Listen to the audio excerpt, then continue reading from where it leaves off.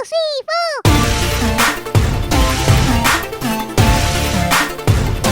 Hello students, welcome to the channel. तो आज हम करेंगे क्लास 10th चैप्टर 1 का last topic which is the effects of oxidation reactions in everyday life.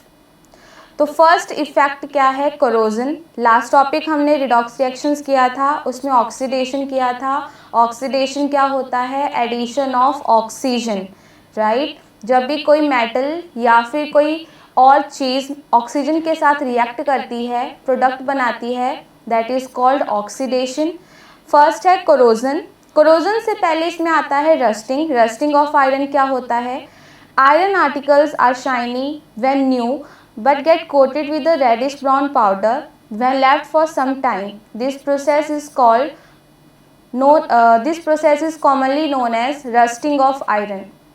अच्छा, जब हम आयरन लेके आते हैं तब तो वह नया होता है, लेकिन टाइम के साथ साथ उसमें ना रेडिश ब्राउन पाउडर जैसी एक लेयर आ जाती है, उस लेयर को ही रस्ट बोलते हैं। और क्योंकि उसने रिएक्ट किया है, वो रेडिश ब्राउन पाउडर में कन्वर्ट हो रही है, तो that is called rusting of iron. Rusting of iron से रिलेटेड ही कोरोजन है। कोरोजन मीन्स जब कोई मेटल कोरोड हो जाती है। अगर आयरन कोरोड हो रही है, आयरन ख़राब हो रहा है, तब तो उसको रस्टिंग बोलते हैं। लेकिन कोई और मेटल की बात करें, जैसे कि यहाँ पर क्या लिखा है, when a metal is attacked by substances around it such as moisture, acids etcetera is said to corrode and this process is called corrosion. Corrosion क्या बोला इन्होंने कि जब भी कोई मेटल मॉइस्चर या एसिड के साथ रिएक्ट करती है, और मॉइस्चर के साथ रिएक्ट करना मतलब ऑक्सीजन वाटर के साथ रिएक्ट करना, राइट, और उससे वो ख़राब हो जाती है, उसी को ही कोरोजन बोलते हैं। कोरोजन मेटल की बात करें तो दो मेटल आपके सिलेबस में बताई है, सिल्वर और कॉपर। सिल्वर में जो कोरोजन होती है वो ब्लैक कलर की होती है और कॉपर में ग्रीन कलर की। अच्छा, अब कोरोजन बहुत ज़्यादा यूज़फुल नहीं है हमारे लिए क्योंकि मेटल ख़राब ही हो रही है। तो यहाँ पर देखो क्या लिखा है, corrosion causes damage to car bodies, bridges, iron railings, sheets and to all objects made up of metals. तो इसकी वजह से ये बहुत ज़्यादा सीरियस प्रॉब्लम है और इसी वजह से बहुत ज़्यादा पैसे भी खर्च हो जाते हैं टू रिप्लेस डैमेज्ड आयरन, ठीक है। अच्छा, ये था कोरोजन। कोरोजन के बाद आता है रेंसिडिटी। रेंसिडिटी मेटल में नहीं होती, ये कहाँ होती है? ये आपके फूड में होती है। फूड जो ऑयल या फिर फैट का बना होता है, अगर आप उसको ज़्यादा देर बाहर रखो मॉइस्चर में, तो उसमें से स्मेल आना और उसका टेस्ट ख़राब हो जाता है, उसी को ही रेंसिडिटी बोलते हैं। देखो यहाँ पर क्या लिखा है, when fats and oils are oxidised they become rancid and their smell and taste change, ठीक है। और ये क्यों होता है? ऑक्सीडेशन हो जाती है, वो ऑक्सीजन के साथ रिएक्ट कर जाते हैं, मॉइस्चर के साथ रिएक्ट कर जाते हैं और रेंसिड हो जाते हैं। अच्छा, अब रेंसिडिटी को बचाने के लिए मैम क्या कर सकते हैं? तो यहाँ पर लिखा है कि आप एंटीऑक्सीडेंट्स होते हैं जो ऑक्सीडेशन को रोकते हैं। अगर आप अपने फूड में वो ऐड करो या फिर फूड को एयर टाइट कंटेनर में रखो, तब भी ऑक्सीडेशन बहुत ज़्यादा धीरे होगा, लेकिन यहाँ पर लिखा है helps to slow down oxidation, ठीक है। इसके अलावा अगर आप ऑक्सीजन की जगह कोई और गैस यूज़ करते हो, जैसे कि जो चिप्स होती है, चिप्स के पैकेट्स में कौन सी गैस फिल होती है? नाइट्रोजन। क्यों? क्योंकि नाइट्रोजन एक इनर्ट गैस है, वो किसी के साथ रिएक्ट नहीं करती, और क्योंकि ऑक्सीजन नहीं है तो ऑक्सीडेशन नहीं होगी। दैट्स वाई चिप्स को प्रिवेंट करने के लिए फ्रॉम ऑक्सीडेशन हम क्या यूज़ करते हैं? Nitrogen gas. अच्छा, अब आते हैं इसके क्वेश्चंस में सबसे पहला क्वेश्चन है पेज नंबर 13 का, why does the colour of copper sulphate solution change when an iron nail is dipped in it.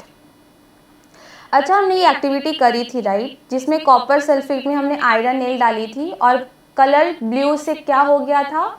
Yes, brown हो गया था। तो बस वो रिएक्शन कौन सा रिएक्शन था?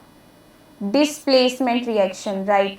अच्छा, आंसर पढ़ते हैं। When an iron nail is dipped in a copper sulphate solution, iron displaces copper from copper sulphate solution forming iron sulphate which is brown in colour. Actually मैंने यहाँ पर ग्रीन गलती से लिख दिया था, brown in colour.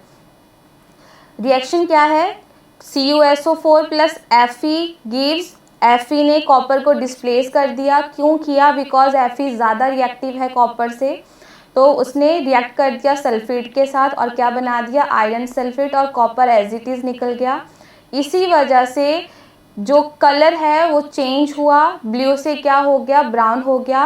Therefore the blue colour of copper sulphate solution fades and green नहीं, brown colour appears, brown colour appears. Okay है, ओके, नेक्स्ट करते हैं। तो सेकंड क्वेश्चन है, give an example of a double displacement reaction other than the one given in activity 1.10।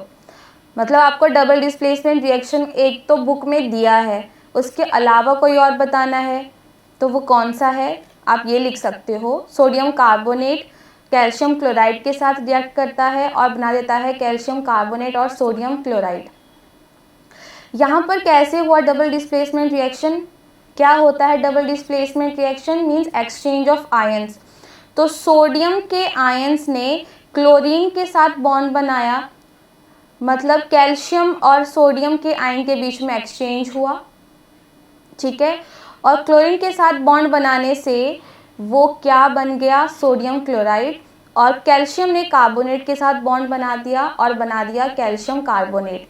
तो यहाँ पर एक्सचेंज ऑफ आयन किस किस की हुई? सोडियम कार्बोनेट और कैल्शियम क्लोराइड की। ऑब्वियस सी बात है, रिएक्टेंट के ही एक्सचेंज होगा। In this reaction, sodium carbonate and calcium chloride exchange ions to form new compounds. Hence, it is double displacement reaction, right? क्योंकि cations और anions दोनों का exchange हो रहा है, that's why double displacement reaction. Okay, अब आता है पेज नंबर 13 का last question, which is identify the substances that are oxidized and the substances that are reduced in the following reactions. Oxidation reduction पढ़ी थी ना, आइडेंटिफाई करना आ चुका होगा, ट्राई करते हैं। फर्स्ट है 4Na plus O2 gives Na2O। वैसे तो आप यहाँ से देख के ही पता लगा सकते हो कि सोडियम के साथ ऑक्सीजन ऐड हुआ। देखिए, सोडियम के साथ ऑक्सीजन ऐड हुआ, मतलब इसकी क्या हुई? ऑक्सीडेशन। कौन ऑक्सीडाइज्ड हुआ? सोडियम। और दूसरे की क्या होती है? रिडक्शन होती है। एक की ऑक्सीडेशन होगी तो बात वही आ गई, दूसरे की रिडक्शन ही होगी। ओके, दूसरा है copper oxide plus hydrogen gas gives copper plus water.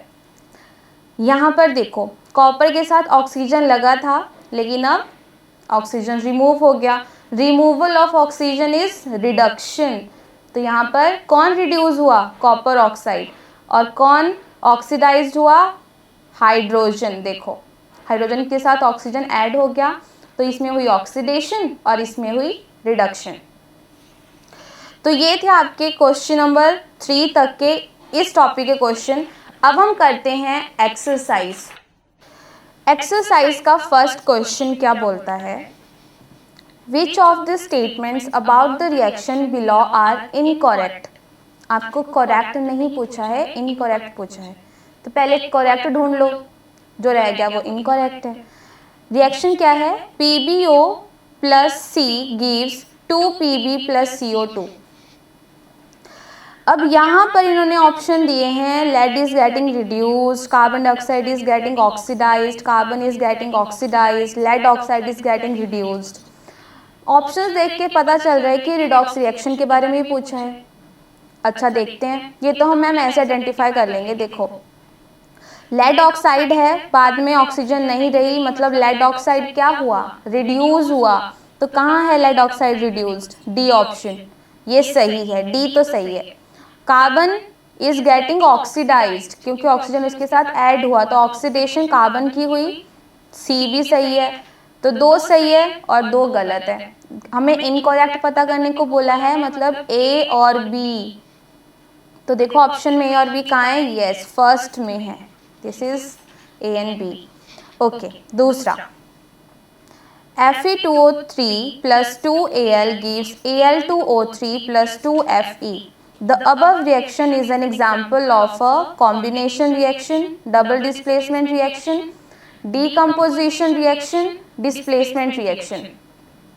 अच्छा, इस रिएक्शन को देख के क्या लग रहा है यहाँ पर क्या हुआ है? कॉम्बिनेशन, पहला ऑप्शन कॉम्बिनेशन है, कॉम्बिनेशन में तो सिंगल प्रोडक्ट बनता है, तो वो तो नहीं है। डबल डिस्प्लेसमेंट है क्या? डबल डिस्प्लेसमेंट में एल्युमिनियम के साथ भी एक और आयन होना चाहिए था, लेकिन नहीं है, तो यहाँ पर डबल डिस्प्लेसमेंट भी नहीं होगी। डीकम्पोजिशन हो रही है क्या? क्या सिंगल प्रोडक्ट है? नहीं, सिंगल भी नहीं है कि सिंगल से बहुत सारे प्रोडक्ट बन रहे हैं। डिस्प्लेसमेंट रिएक्शन, हाँ डिस्प्लेसमेंट रिएक्शन है। क्यों? क्योंकि एल्युमिनियम आयरन को डिस्प्लेस कर रहा है, और क्योंकि एल्युमिनियम ज़्यादा रिएक्टिव है, तो यहाँ पर क्या बन गया? एल्युमिनियम ऑक्साइड, और आयरन बाहर निकल गया एज इट इज। तो ये कौन सा रिएक्शन हुआ? ये है डबल डिस्प्लेसमेंट रिएक्शन। डबल नहीं, सिर्फ displacement reaction. What happens when dilute, question number 3, what happens when dilute hydrochloric acid is added to iron fillings? Tick the correct answer. देखो इन्होंने क्या बोला यहाँ, इन्होंने बोला कि अगर हम HCl को, जो कि डाइल्यूट है, ठीक है, अगर हम उसमें आयरन डालते हैं या फिर उसको आयरन में डालते हैं तो क्या रिजल्ट आता है? तो रिएक्शन क्या हो जाएगा? आयरन हाइड्रोजन से ज़्यादा रिएक्टिव होता है, तो FeCl2 plus hydrogen gas as it is निकल जाएगी, ठीक है। तो प्रोडक्ट क्या मिल रहा है हमें? एक मिल रहा है हमें आयरन क्लोराइड और हाइड्रोजन गैस। तो ढूंढ लो कहाँ है। A option is hydrogen gas and the iron chloride are produced. A ही इसका करेक्ट आंसर है, बाकी देखने की जरूरत ही नहीं है। और रिएक्शन क्या हो रहा है? कुछ भी नहीं हो रहा। देखना है तो देख लो रिएक्शन। क्लोरीन गैस बोल रहा है निकलने को, और आयरन हाइड्रोक्साइड बनेगा, कभी पॉसिबल नहीं है। दूसरा, नो रिएक्शन टेक प्लेस, ऐसा भी नहीं है। डिस्प्लेसमेंट रिएक्शन होगा क्योंकि आयरन ज़्यादा रिएक्टिव है। Iron salt and water are produced, ये भी गलत है, आयरन सॉल्ट बनेगा ही नहीं। अच्छा, आयरन सॉल्ट तो बना, आयरन क्लोराइड तो बना, लेकिन वाटर थोड़ी ना निकला है। ऑक्सीजन कहाँ है? यहाँ पे नहीं है, तो यहाँ पर डी ऑप्शन भी गलत है, ठीक है। A option is right. अच्छा, अब आता है क्वेश्चन नंबर 4। क्वेश्चन नंबर 4 है, what is a balanced chemical equation? Why should chemical equation be balanced? अच्छा, हमने बैलेंसिंग करना सीखा था, तो बैलेंस्ड केमिकल इक्वेशन क्या होती है? देखो क्या लिखा है, अ reaction which has an equal number of atoms of all the elements on both sides of the chemical equation is called a balanced chemical equation. किसी को इसी से समझ आ गया है, लेकिन मैं और इसको सिंप्लीफाई करती हूँ। बैलेंस्ड केमिकल इक्वेशन मतलब बैलेंस करना। किसको बैलेंस कर रहे थे हम? नंबर ऑफ एटम्स को, ठीक है। मतलब रिएक्टेंट की तरफ और प्रोडक्ट की तरफ नंबर ऑफ एटम्स इक्वल होना चाहिए। तो यहाँ पर देखो यही लिखा है, a reaction which has an equal number of atoms of all the element, जितने भी हमने एलिमेंट लिए हैं सबका, मतलब रिएक्टेंट और प्रोडक्ट दोनों के एलिमेंट का नंबर इक्वल होना चाहिए, सेम होना चाहिए, उसी को ही बोलेंगे हम बैलेंस्ड केमिकल इक्वेशन, ठीक है। अच्छा, दूसरा इसका है, why should chemical equation be balanced? क्यों बैलेंस करनी चाहिए भाई? रीज़न क्या है? रीज़न ये है कि एक लॉ है which is called law of conservation of मास, जो बोलता है कि मास ऑफ रिएक्टेंट हमेशा इक्वल होता है मास ऑफ प्रोडक्ट के, ठीक है। तो उसी के ही अकॉर्डिंग हम बैलेंसिंग करते हैं। तो नंबर ऑफ एटम्स अगर बैलेंस कर दिया तो मास ही बैलेंस हो गया ना। देखो, to satisfy the law of conservation of mass which states that total mass और number of atoms of reactant should be equal to the products. वही चीज़ आ गई, law of conservation of mass को सेटिस्फाई करने के लिए ही हम बैलेंसिंग करते हैं केमिकल इक्वेशन की, क्योंकि रिएक्टेंट और प्रोडक्ट का मास या फिर नंबर ऑफ एटम्स इक्वल होना चाहिए, ठीक है। अब करते हैं क्वेश्चन नंबर 5।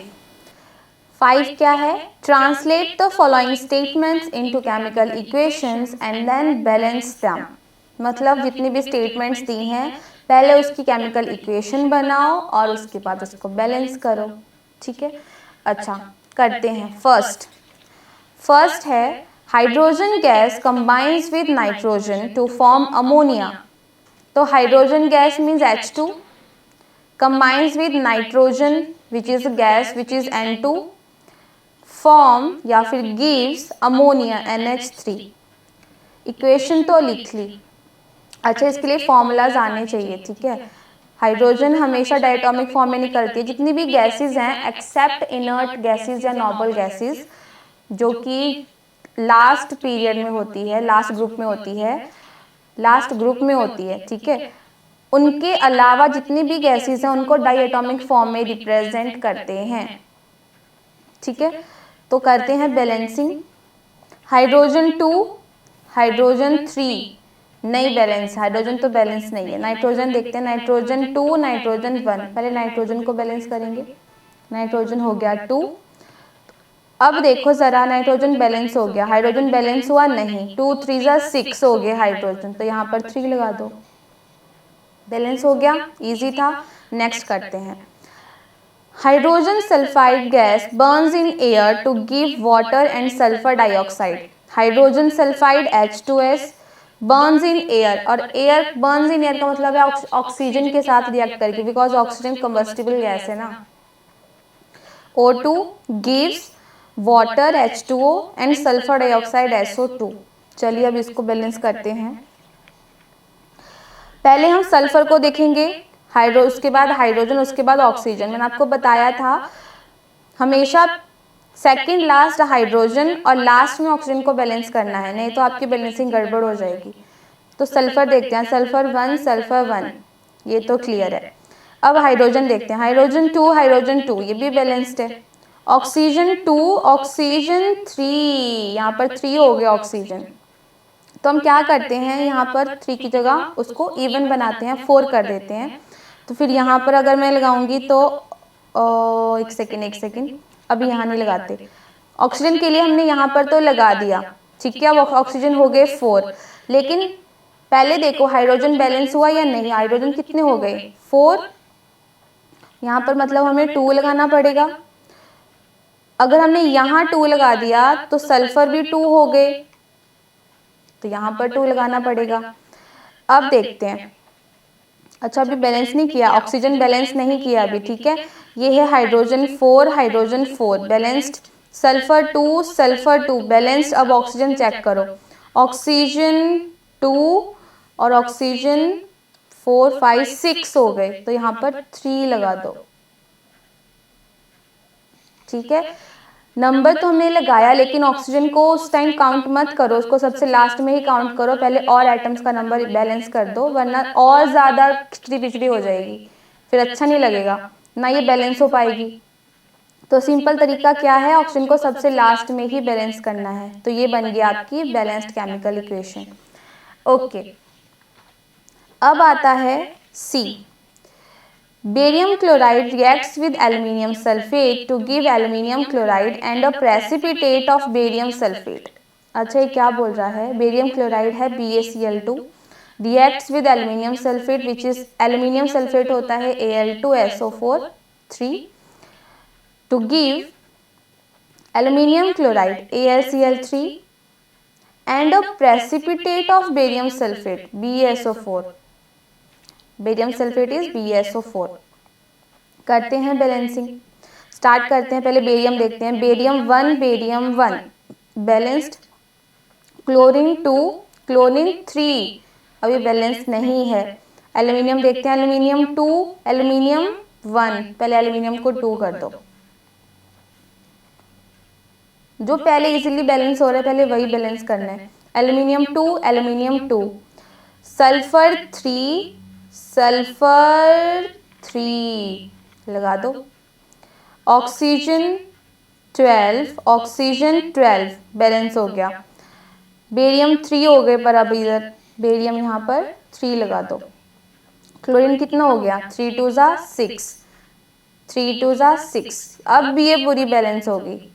देखना है कैसे, barium 3 chlorine 6 aluminium 2 sulphur 3 oxygen 12 balanced. अब D option, D part. Potassium metal reacts with water to give potassium hydroxide and hydrogen gas.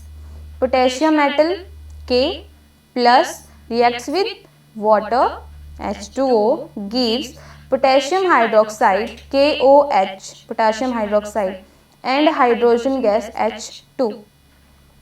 इसको बैलेंस करते हैं। पोटेशियम 1 पोटेशियम 1 हाइड्रोजन 2 हाइड्रोजन 3 है, ऑक्सीजन 1 ऑक्सीजन 1 इवन कर देते हैं। यहाँ पर 2 लगा दो तो यहाँ पर भी 2 लगाना पड़ेगा। अब देखो हाइड्रोजन 4 पोटेशियम 2 हो गया, पोटेशियम के आगे 2 लगा दो, क्या जा रहा है, और ऑक्सीजन 2 होगी बैलेंस्ड। ठीक है, अब करते हैं क्वेश्चन नंबर 6 क्या है, balance the following chemical equations. अब आपको डायरेक्टली इक्वेशंस दी है उसको ही बैलेंस करना है। तो फर्स्ट देखते हैं HNO3 plus CaOH twice gives CnO3 twice plus water। Nitric acid है, ये कैल्शियम हाइड्रोक्साइड है, कैल्शियम नाइट्रेट बन रहा है और वाटर निकल रहा है। ठीक है, इसको बैलेंस करना है। पहले किसको करना है, हाइड्रोजन को सेकंड लास्ट और ऑक्सीजन को लास्ट, याद रखना। पहले नाइट्रोजन को करते हैं। नाइट्रोजन 1 है, यहाँ पर नाइट्रोजन 2 है, तो पहले नाइट्रोजन को कर देंगे यहाँ पर 2। इसके बाद देखो कैल्शियम 1 है, बैलेंस्ड है। अब हाइड्रोजन पे चलो, हाइड्रोजन 2 to 4 हाइड्रोजन 4 है, यहाँ पर 2 लगा दो, हाइड्रोजन 4 हो गए। ऑक्सीजन देखो, ऑक्सीजन है 3 2 6 7 8, यहाँ पर 3 2 6 7 8 बैलेंस होगी। सेकंड देखते हैं, sodium hydroxide plus sulphuric acid give sodium sulphate plus water. देखते हैं, अब इसकी बैलेंसिंग करते हैं। सोडियम यहाँ पर देखते हैं Na1 Na2, मतलब यहाँ पर 2 लगाना पड़ेगा, बैलेंस हो गया। सल्फर देखो, सल्फर 1 अब देखो हाइड्रोजन है 2 to 4 और यहाँ पर हाइड्रोजन है 2 और यहाँ पर लगा दो 2, तो हो गए हाइड्रोजन 4। अब देखो ऑक्सीजन है 2 + 4 6। अच्छा, ये ऐड होते हैं, देखो बीच में ऐड का साइन है, इसको मत कर देना 2 4 8, ऐसे मत करना। मल्टीप्लाई बस वो ऊपर नीचे वाले होते हैं, जैसे यहाँ ऊपर हो रहे थे 3 2 6 यहाँ होता है, आगे में मत कर देना, आगे वाला सिर्फ ऐड होता है, बीच में इतना बड़ा प्लस लगाया है तो ऐड ही होगा। अब ऑक्सीजन देखते हैं, ऑक्सीजन है 2 + 4 6, यहाँ पर ऑक्सीजन 4 + 2 6 बैलेंस्ड। अब करते हैं इसका C part. NaCl sodium chloride plus silver nitrate gives silver chloride plus sodium nitrate. देखते हैं पहले sodium 1 chlorine 1 silver 1 nitrogen 1 oxygen 3 ये तो ऑलरेडी बैलेंस्ड है, तो यहाँ पर लिख देंगे हम ऑलरेडी बैलेंस्ड। अब आ गया D, barium chloride plus sulphuric acid gives barium sulphate plus hydrochloric acid. Barium 1 balanced, chlorine 2 कर दो भाई, बैलेंस्ड। सल्फर 1 हाइड्रोजन 2 ऑक्सीजन 4 होगी बैलेंस। इतनी इजी बैलेंसिंग है, अब तो आ ही जानी चाहिए। अब करते हैं क्वेश्चन नंबर 7 में क्या है, right the balanced chemical equations for the following reactions. अच्छा, पहले तो आपको इनको केमिकल फॉर्मूलाज में कन्वर्ट करना है, उसके बाद उनकी बैलेंसिंग करनी है। चलिए मैम करते हैं स्टार्ट।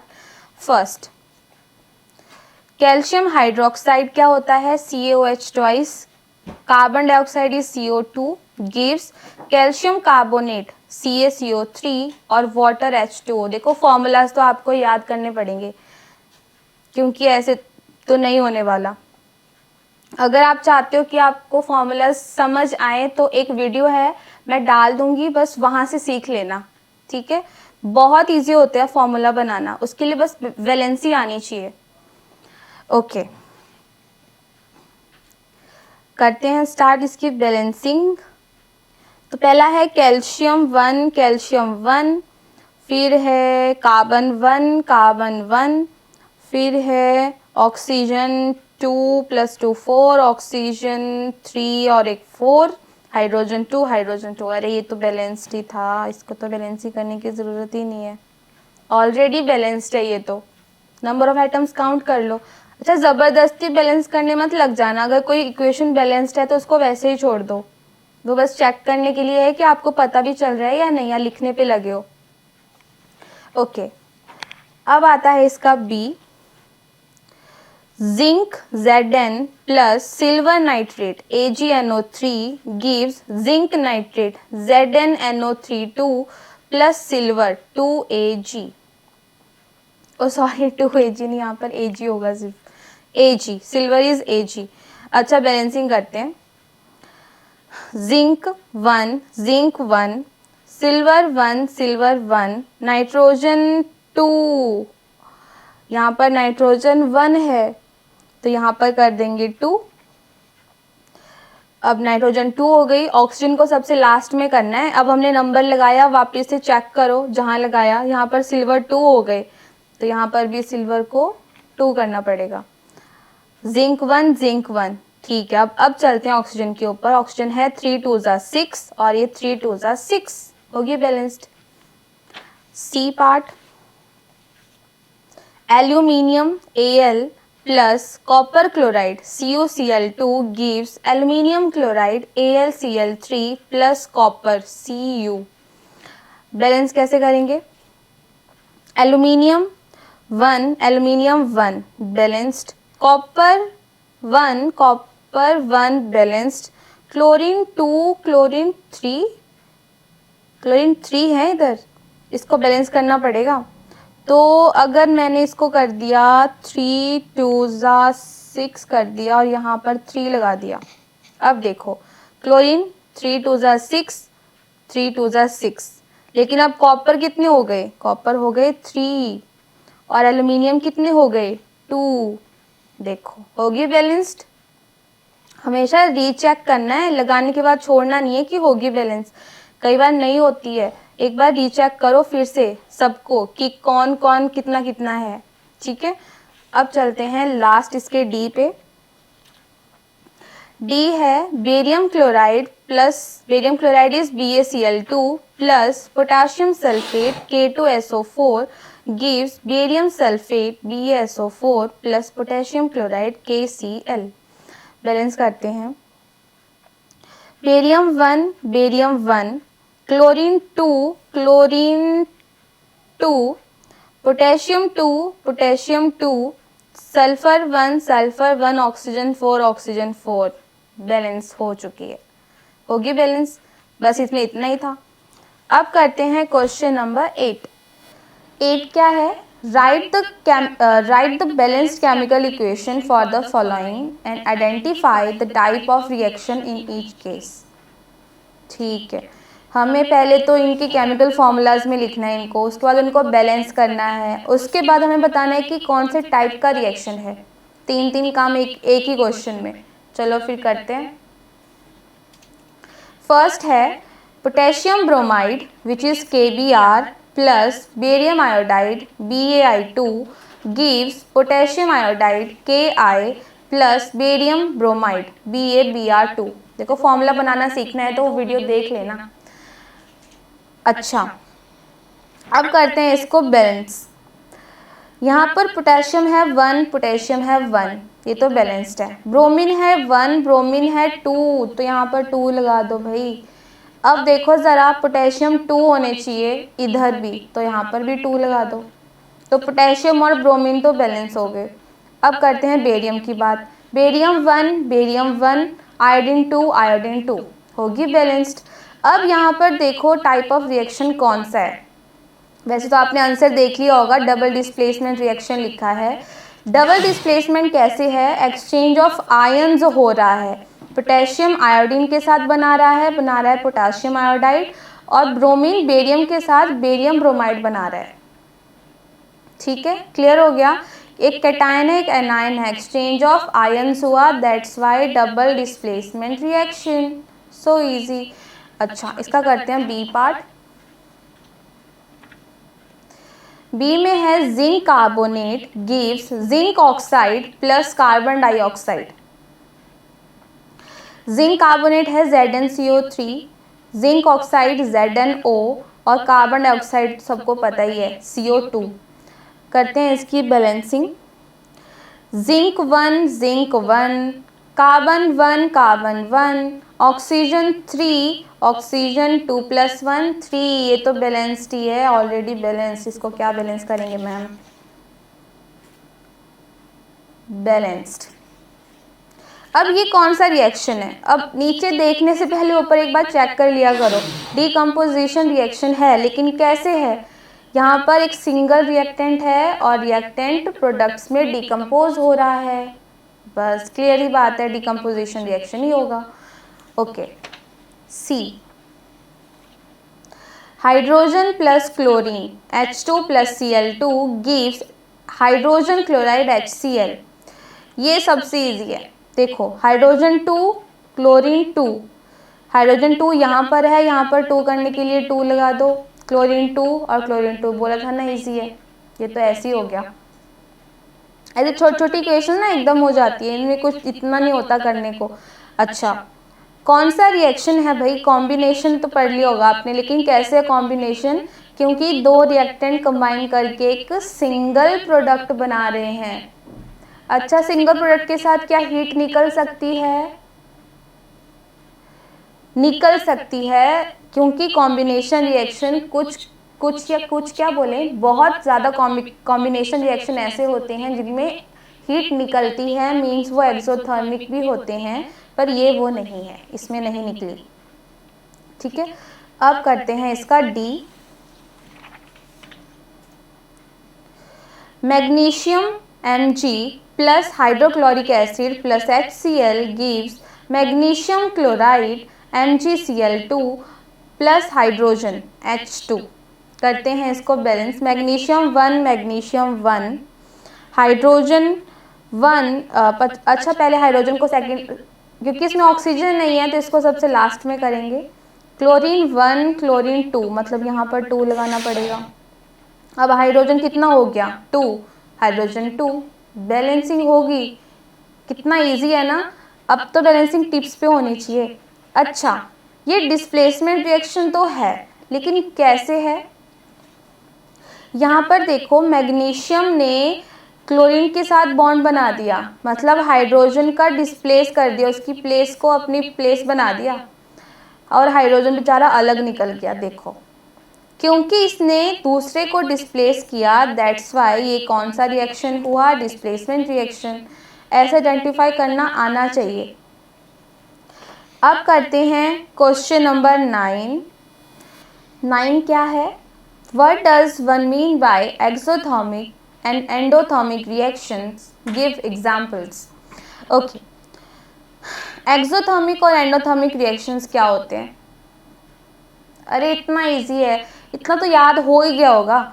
एक्सोथर्मिक रिएक्शंस में मतलब जिनमें हीट निकलेगी, ठीक है, और एंडोथर्मिक जिनमें आपको हीट देनी पड़ती है। तो हीट देने वाले रिएक्शंस होते हैं जिसमें हीट दी जाती है, वो होते हैं एंडोथर्मिक, और जिसमें निकलती है मींस एक्सोथर्मिक। एक्सो का मतलब बाहर निकलती है, ठीक है। एंडो मींस अंदर देनी पड़ेगी। तो जितने भी डिकम्पोजिशन थे वो एंडोथर्मिक थे, और कॉम्बिनेशन कौन से होते हैं? एक्सोथर्मिक होते हैं। सारे नहीं, कुछ, ठीक है। ओके, करते हैं इसका आंसर। एक्सोथर्मिक की डेफिनेशन पूछिए पहले तो एक्सोथर्मिक में हीट रिलीज होती थी। रीड करो। Chemical reactions that release energy in the form of heat light energy are called exothermic reaction. यहाँ पर आप सीधी सी बात है कि जो हीट या एनर्जी रिलीज होगी वो लाइट की फॉर्म में भी हो सकती है, हीट की फॉर्म में भी हो सकती है, एनर्जी की फॉर्म में भी रिलीज हो सकती है। अगर रिलीज हो रही है तो वो कौन सा है, एक्सोथर्मिक रिएक्शन। एग्जाम्पल्स भी बोला है, देखो एग्जाम्पल, जब क्विक लाइम को वाटर में ऐड करते हैं तो क्या होता है, स्लेक लाइम के साथ हीट प्रोड्यूस होती है, तो हीट निकली ना, तो ये कौन सा हो गया, एक्सोथर्मिक। ग्लूकोज का जब ब्रेक डाउन होता है, रेस्पिरेशन जब होती है, रेस्पिरेशन भी तो एक्सोथर्मिक ही है, तो यहाँ पर क्या है, CO2 plus H2 plus energy निकली ना, एनर्जी निकली ना, हीट, बस यही एक्सोथर्मिक होता है। अब आई एंडोथर्मिक रिएक्शन, केमिकल रिएक्शन जिनमें हम एनर्जी देते हैं या फिर जो एनर्जी ऑब्जॉर्ब करते हैं, ऑब्जॉर्ब भी करते हैं, सनलाइट को ऑब्जॉर्ब करते हैं, जैसे कि यहाँ पर है chemical reactions that absorb energy in order to proceed a chemical reaction are called endothermic reaction. Clear हो गया ये? देखो, हम एनर्जी वो अब्जॉर्ब करते हैं या फिर हम एनर्जी देते हैं, हीट देते हैं, कैसे, जैसे कार्बन डाइऑक्साइड प्लस वाटर है, ये फोटोसिंथेसिस का एग्जाम्पल है। फोटोसिंथेसिस में क्या चाहिए होता है, सनलाइट चाहिए होती है ना, तो सनलाइट भी तो एनर्जी है, हीट ही है, उसको दे रहे हो ना, वो ऑब्जॉर्ब कर रहा है ना उसको, क्लोरोफिल, तो फिर बस हो गया रिएक्शन, क्योंकि यहाँ पर दे रहे हैं, that's why endothermic reaction. Silver chloride भी सनलाइट की प्रेजेंस में ब्रेक डाउन करता है, डिकम्पोज करता है और बना देता है सिल्वर और क्लोरीन, हो गया एंडोथर्मिक रिएक्शन। डेफिनेशन अब तो खुद बनानी आनी चाहिए, बुक से मत इतना चेपो, बुक से रटने का कोई फ़ायदा नहीं है इतना, जितना खुद से लिखने का फ़ायदा है। समझ आ गए, इतनी इंग्लिश तो सबको आती है, कितनी डेफिनेशन बना दें या आइडिया ले लें, ठीक है, ओके। अब करते हैं क्वेश्चन नंबर 10। क्वेश्चन नंबर 10 है, why is respiration considered an exothermic reaction, explain. Respiration को क्यों बोला जाता है कि एक्सोथर्मिक रिएक्शन? अभी मैंने रिएक्शन देखा ना, अभी हमने जब लिखा एक्सोथर्मिक रिएक्शन लिखा था, उसमें रेस्पिरेशन का ही था वो, कि जब ग्लूकोज टूटता है तो एनर्जी देता है, एनर्जी निकली मीन्स एक्सोथर्मिक है। अब इसको लिखना कैसे है, देखो, during digestion large molecules of food are broken down into simpler substances like glucose. अच्छा, हमारी बॉडी में जो भी कार्बोहाइड्रेट्स, प्रोटीन्स, फैट्स जो भी जाता है वो हमेशा सिंपल सब्सटेंसेस में टूटता है और ग्लूकोज बनाता है, ठीक है, ग्लूकोज ही ब्लड लेके जाता है हर एक सेल में। तो ये जो ग्लूकोज है, ये ग्लूकोज कंबाइन करता है ऑक्सीजन के साथ, glucose combines with the oxygen in the cells and provide energy. तो ये रिएक्शन यहाँ लिखा है, glucose combines with oxygen to give energy, और साथ में प्रोडक्ट्स भी निकलते हैं, कार्बन डाइऑक्साइड और वाटर, ठीक है। Since energy is released in the whole process it is an exothermic reaction. So easy, ये तो याद ही हो गया होगा। अच्छा, अब करते हैं क्वेश्चन नंबर 11। 11 क्या है, Why are decomposition reactions called the opposite of combination reactions? Write equations for these reactions. Decomposition क्या होते थे, जिसमें सिंगल रिएक्टेंट से प्रोडक्ट बनते हैं बहुत सारे, और कॉम्बिनेशन में बहुत सारे रिएक्टेंट से सिंगल प्रोडक्ट बनता है। तो ये दूसरे के अपोजिट तो हैं, लेकिन अब हमें लिखना है क्यों है, इनकी डेफिनेशन ही लिखनी है घुमा के। देखो क्या है, decomposition reaction are those in which single reactant breaks down to two or more products। यही बोला मैंने, जैसे कि सपोज ये वाटर है, वाटर टूटता है हाइड्रोजन और ऑक्सीजन में, क्योंकि टूट रहा है तो ये डिकम्पोजिशन हो गया। They are the exact opposite of combination reaction. सही बात है, कॉम्बिनेशन इसका उल्टा ही तो है। इन which two or more reactants combine to form a single product. देखो, two or more reactant, two reactants हैं, combine to form a single product, तो इसीलिए ये एक दूसरे के अपोजिट होते हैं। तो इतना नहीं लिख पाओगे, अरे आराम से लिख लोगे। अच्छा, अब करते हैं नेक्स्ट है क्वेश्चन नंबर 12। क्वेश्चन नंबर 12 क्या है, Write one equation each for decomposition reaction where energy is supplied in the form of heat, light or electricity। अच्छा, तो डिकम्पोजिशन रिएक्शन में जब हम हीट दे रहे थे ना, तो हम 3 तरीके से दे रहे थे। एक हीट दे रहे थे, एक हीट की फॉर्म में, एक लाइट की फॉर्म में, एक इलेक्ट्रिसिटी की फॉर्म में, जो एनर्जी हम सप्लाई कर रहे थे। तो हर एक इक्वेशन बनानी है बस। चलो फिर देखते हैं। देखो, पहला जिसमें हीट देते हैं उसको थर्मल डिकम्पोजिशन बोलते हैं। देखो, फेरस सल्फेट को जब हीट दिया तो वो डिकम्पोज हो गया ना, इसमें ferric oxide, sulphur dioxide, sulphur trioxide. अब लाइट वाला, लाइट में सनलाइट की प्रेजेंस में हमने रखा था सिल्वर क्लोराइड को और वो डिकम्पोज हो गया था सिल्वर और क्लोरीन गैस में। ये हमने वीडियो भी देखी है। क्योंकि सनलाइट यूज़ कर रहे हैं तो ये कौन सी डिकम्पोजिशन हुई? Photolytic decomposition. इलेक्ट्रिसिटी अगर हम दे रहे हैं तो वो होगी इलेक्ट्रोलिटिक डिकम्पोजिशन। और इसका सबसे बेस्ट एग्जांपल है इलेक्ट्रोलिसिस ऑफ वाटर। वाटर की जब इलेक्ट्रोलिसिस होती है, इलेक्ट्रिसिटी जब उसको देते हैं तो वो टूट जाता है H2 और O2 में। ये एक्सपेरिमेंट भी हमने देखा है। ओके, अब आता है क्वेश्चन नंबर 13। 13 क्या बोलता है? देखो, What is the difference between displacement and double displacement reaction? Write equation for these reactions. Displacement और डबल डिस्प्लेसमेंट रिएक्शन के बीच में डिफरेंस बताना है। तो डिस्प्लेसमेंट क्या था? जिसमें डिस्प्लेस करते हैं पोजीशन, जो हाई रिएक्टिव है वो लो रिएक्टिव को डिस्प्लेस कर देता है। और डबल डिस्प्लेसमेंट में आयंस एक्सचेंज होते हैं। तो चलो देखते हैं इसको। देखो, displacement reaction, a more reactive element replaces a less reactive element to form compound। जैसे कि कॉपर सल्फेट और जिंक। जिंक कॉपर से ज़्यादा रिएक्टिव है तो क्या बन गया? जिंक सल्फेट बन गया और कॉपर बेचारा अलग निकल गया। ये हो गया displacement reaction. Double displacement reaction में क्या होता है? एक्सचेंज ऑफ आयंस होता है। देखो, in which there is exchange of ions between the reactants. Example जो बुक वाला है वो बेस्ट है। Sodium sulphate plus barium chloride, ये बन जाता है बेरियम सल्फेट और सोडियम क्लोराइड। देखो, NaCl के साथ जुड़ गया और बेरियम सल्फेट के साथ जुड़ गया, हुआ ना एक्सचेंज ऑफ कैटायन और एनायन। बस यही है। अब करते हैं क्वेश्चन नंबर 14। क्वेश्चन नंबर 14 क्या बोलता है? In the refining of silver, the recovery of silver from silver nitrate solution involved displacement by copper metal. Write down the reaction involved। मतलब इसमें से बस रिएक्शन लिखना है। देख लो रिएक्शन क्या है। इन्होंने क्या बोला कि जब सिल्वर की रिफाइनिंग करते हैं और हमें सिल्वर मिल जाता है, ठीक है, सिल्वर देखो यहाँ पर प्रोडक्ट में सिल्वर मिल रहा है ना, इसी को ही रिफाइनिंग ऑफ सिल्वर बोलते हैं। किससे मिला? ये सिल्वर नाइट्रेट से। ये सिल्वर नाइट्रेट है। जब इसमें कॉपर ऐड की मेटल, तो कॉपर ने सिल्वर को डिस्प्लेस कर दिया, डिस्प्लेसमेंट रिएक्शन किया और क्या बना दिया? कॉपर नाइट्रेट के साथ जुड़ के कॉपर नाइट्रेट और सिल्वर एज इट इज़ निकल गया। बस यही रिएक्शन लिखने को बोला था। कितने इजी क्वेश्चंस है। अच्छा, अब करते हैं क्वेश्चन नंबर 15। क्वेश्चन नंबर 15 क्या है? What do you mean by precipitation reaction? Explain by giving examples.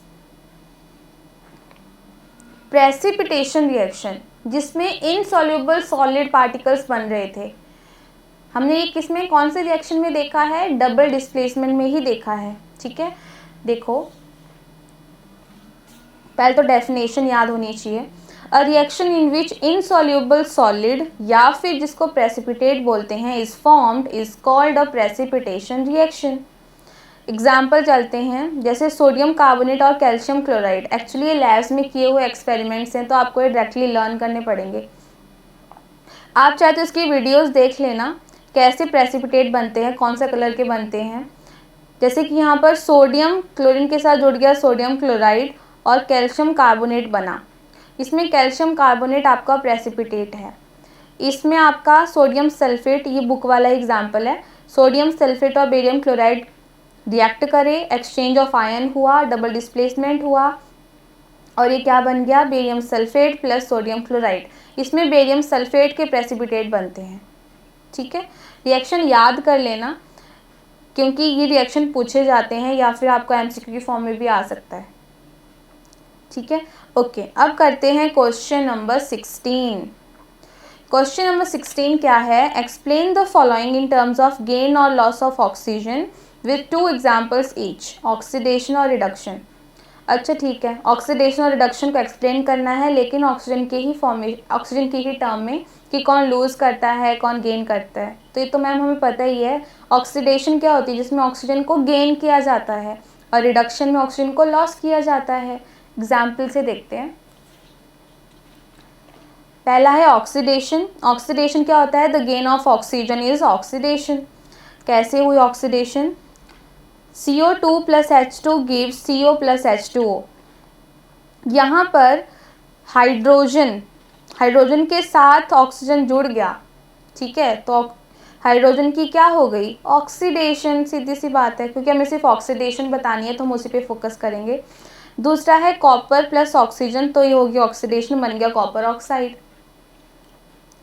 Reaction याद रखना, देखो दूसरे की रिडक्शन हुई है, कैसे पता चला मैम, क्योंकि इसमें 2 ऑक्सीजन थे, इसमें 1 ऑक्सीजन है। अब ये मत बोलना कि हम बैलेंस करके कर देते हैं, तो बैलेंस में पीछे थोड़ी ना लगाते हैं, आगे लगाते हैं ना। तो इसी वजह से यहाँ पर हुई है रिडक्शन। बिकॉज हमें ऑक्सीडेशन ही बतानी थी, इसलिए हमने सिर्फ ऑक्सीडेशन वाले को ही मार्क किया, ठीक है। अब इसका करते हैं रिडक्शन वाला पार्ट। रिडक्शन क्या है, the loss of oxygen is called reduction. Example, वही वाला एग्जाम्पल ले लिया, देखो CO2 से CO बना, रिडक्शन हुई, क्यों हुई, क्योंकि ऑक्सीजन एक कम हो गया।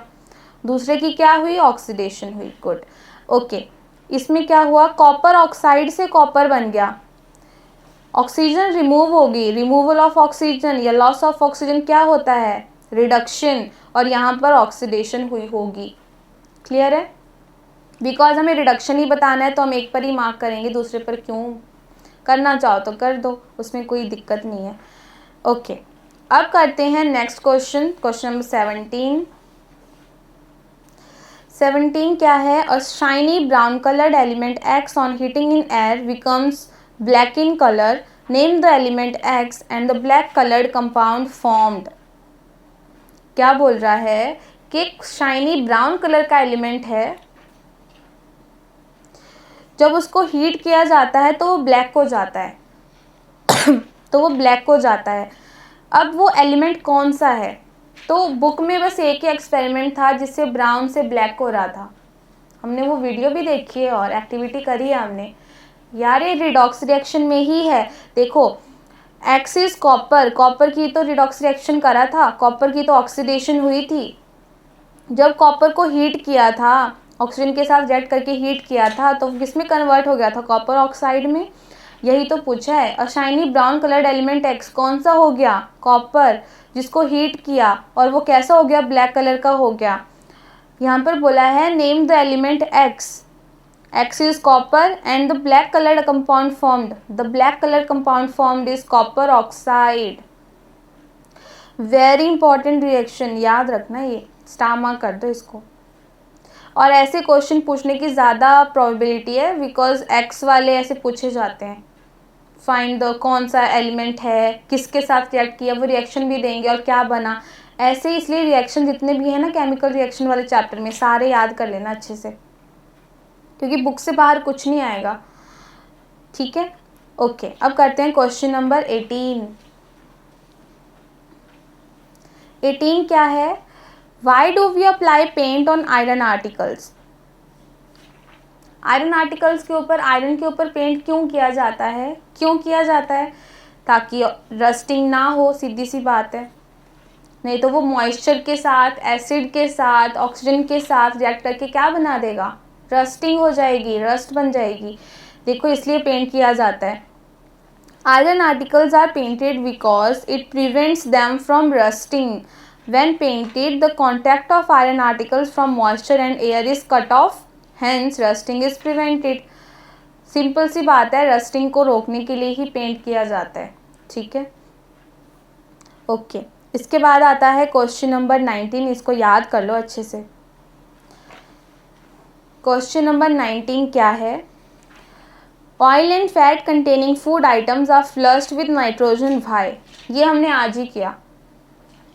जो oil and food containing food items हैं, जैसे कि चिप्स होगी, चिप्स में नाइट्रोजन गैस क्यों डाली जाती है, तो मैंने आपको क्या बताया था कि नाइट्रोजन एक इनर्ट गैस है, वो रिएक्ट नहीं करती और उससे रेंसिडिटी नहीं होती, मतलब ऑक्सीडेशन ऑफ फैट नहीं हो पाता और हमारा फूड खराब नहीं होता। ठीक है, देखो nitrogen is an inert gas and does not easily react with these substances. ठीक है, ऑयल और फैट के साथ रिएक्ट नहीं करती है एकदम। On the other hand oxygen reacts with food substances and makes them rancid. So to prevent rancidity food items are flushed with nitrogen. Rancidity को रोकने के लिए ही हम उसमें नाइट्रोजन गैस ऐड करते हैं, बिकॉज अगर ऑक्सीजन होगी तो वो रेंसिड हो जाएगा, मीन्स उसकी ऑक्सीडेशन हो जाएगी।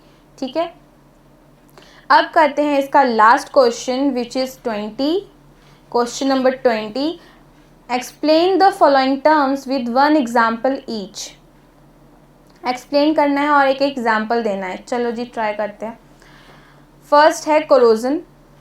कोरोजन, कोरोजन की डेफिनेशन क्या है? कोरोजन क्या था? जिसमें मेटल ख़राब हो रही थी ना, उसी को ही तो कोरोजन बोलते हैं।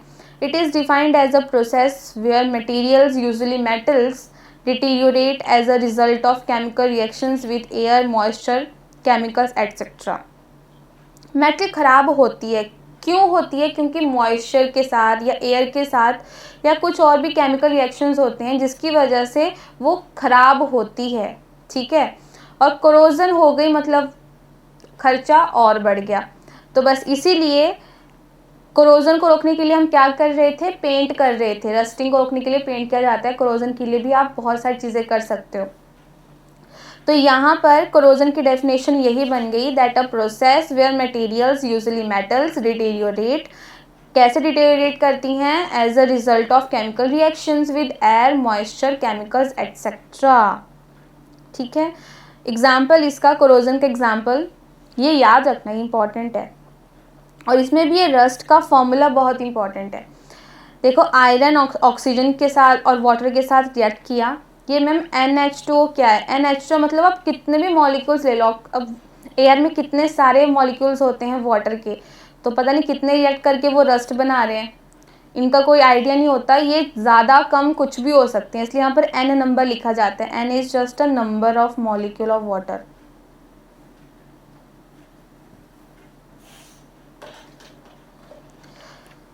तो ये बन जाता है फिर रस्ट। रस्ट को क्या बोलते हैं? Hydrated iron oxide.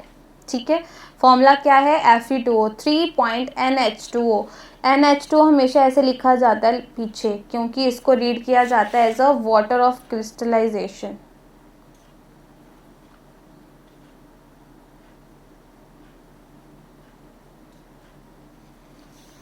ठीक है, रस्ट का फॉर्मूला बहुत इंपॉर्टेंट है, ये याद रखना। अब आता है इसका last which is rancidity. Rancidity क्या होती है? रेंसिडिटी मतलब फूड का ख़राब होना। पहले मेटल का ख़राब होना होता है, अब फूड ख़राब हो जाता है। कौन सा फूड? जिसमें फैट या ऑयल होता है। ठीक है, the process of oxidation of fat and oil that can be easily noticed by change in taste and smell is rancidity. Easy definition है ना, क्योंकि हमने कोरोजन और रस्टिंग, कोरोजन, रस्टिंग और रेंसिडिटी, ये जो तीन है, ये सिर्फ हमने इफेक्ट ऑफ ऑक्सीडेशन में ही पढ़े थे। ऑक्सीडेशन का ही इफेक्ट है, मतलब सब में ऑक्सीडेशन ही हो रही है, ऑक्सीजन ही रिएक्ट कर रही है, उसकी वजह से चीज़ें ख़राब हो रही हैं, तो बस उसी को ही रेंसिडिटी बोलते हैं। For example, taste and smell of butter changes when kept for long. अगर आप बटर को बहुत टाइम तक रखो तो उसकी स्मेल खट्टी खट्टी अजीब सी हो जाती है ना, और उसका टेस्ट भी ख़राब हो जाता है, क्योंकि वो भी ऑयल और फैट का ही बना है, और उसमें और वो रेंसिड हो जाता है, मीन्स रेंसिडिटी हो जाती है। क्यों होती है? क्योंकि ऑक्सीडेशन होती है। घूम फिर के इसका आंसर ऑक्सीडेशन ही है। अब रेंसिडिटी को हम कैसे रोक सकते हैं? रेंसिडिटी को रोकने के लिए एक है कि आप उसको टाइट कंटेनर्स में स्टोर करो, storing food in tight containers. दूसरा, स्टोरिंग फूड इन रेफ्रिजरेटर्स। तीसरा, एडिंग एंटीऑक्सीडेंट्स। एंटीऑक्सीडेंट्स होते हैं विच प्रिवेंट ऑक्सीडेशन, जो ऑक्सीडेशन को रोकें वो होते हैं एंटीऑक्सीडेंट्स। या फिर ऐसे एनवायरनमेंट में फूड को रखो जहाँ पर ऑक्सीजन है नहीं, तो क्या होनी चाहिए मैम? ऑक्सीजन नहीं होगी तो नाइट्रोजन होनी चाहिए, कि नाइट्रोजन एक इनर्ट गैस है और वो इसलिए रिएक्ट नहीं करती। ठीक है, तो ये थे आपके चैप्टर 1 का पूरा एक्सरसाइज का टॉपिक और क्वेश्चन सारे। तो क्योंकि हमने चैप्टर 1 अच्छे से कर लिया है, आई होप कि आपको अच्छे से लर्न हो गया होगा। अब हम इसके बाद करेंगे लाइफ प्रोसेसेस, जो कि बायो का चैप्टर है। तब तक के लिए अलविदा। Thank you students.